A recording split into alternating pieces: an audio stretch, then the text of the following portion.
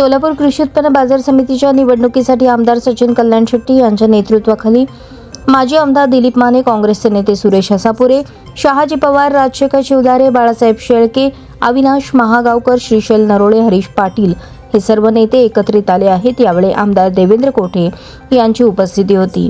सोमवारी शासकीय विश्रामगृहावर एकत्रित येऊन पत्रकार परिषद घेण्यात आली. आमदार कल्याण शेट्टी यांनी ही निवडणूक आम्ही सर्व एकत्र येऊन लढणार असल्याचे घोषित केले.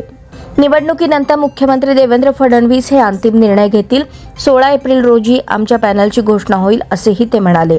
आमदार सुभाष देशमुख यांच्याशी चर्चा झाली आहे. मतदारसंघाची राजकीय परिस्थिती वेगळी आहे, त्यामुळे एकत्र येण्याशिवाय पर्याय दिसत नाही असे आमचे मत आहे. बापू सोबत यावेत ही इच्छा आहे, त्यांनी यावे असे मी आवाहन करतो.